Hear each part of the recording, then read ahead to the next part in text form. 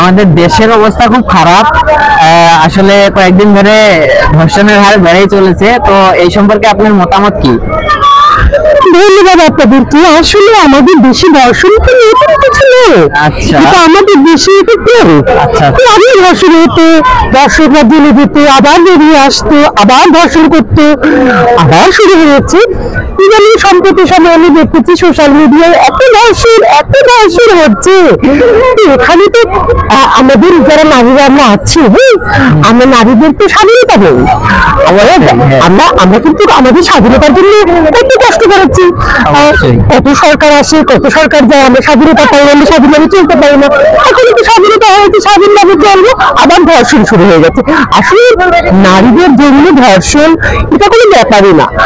আর আপনারা যারা ধর্ষণ করে চিল্লাচ্ছেন, এটা আসলে ঠিক না। এটা আমাদের দেশের ঐতিহ্য বলা যায়। আপনারা তো বলবেন যে নারীদের স্বাধীনতা আজকে একটু উচিত হয়ে যাচ্ছে, স্বাধীন মতন চলতে পারে না, স্বাধীন পোশাক করতে পারে না। তো কিছু ধরনের ঘরোয়া মেয়ে আছে যাদের ধর্ষণ করলো কি না করলো এখানে তারা চিল্লাচিল্লি শুরু করে দিল। আসলে ধর্ষণকে আমি খারাপ ভাবে দেখি না, এটাকে চলবে। যেটা আপনার যদি আরেকটা বিষয় লক্ষ্য করেন যে স্বৈরাচার সরকারের সময় কিন্তু আমাদের শারীরিক শিক্ষা দেওয়া হতো, কিভাবে কি করবি না করবি তারই প্র্যাকটিক্যাল হয়তো যেটা হয়েছে। কিন্তু আগের থেকে এখন তো মানে আগে শোনা যাইতো না ওইরকম, কিন্তু এখন যে সোশ্যাল মিডিয়ায় যে ভাইরাল হয়েছে ধর্ষণের ব্যাপারটা, এইটা আপনি কি চোখে দেখেন? হবে ভাই, এগুলো হতে দেন।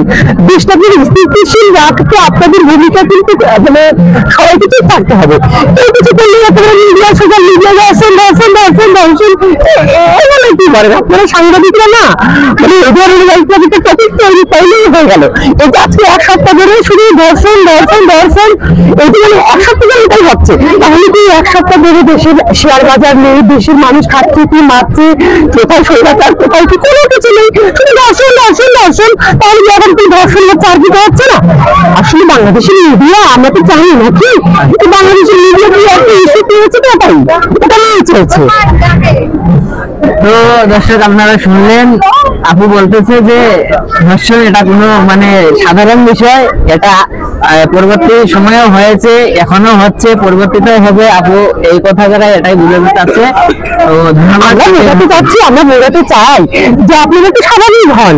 এই ধর্ষণ আসলে ধর্ষণ, পাড়াগুলো এটা কখনো বাজার বলে বাজারে দাম বেশি, এটা কি ধরনের? এটা তো আমাদের স্বাধীনতা, আমাদের নারীদের স্বাধীনতা হরণ হয়ে যায়।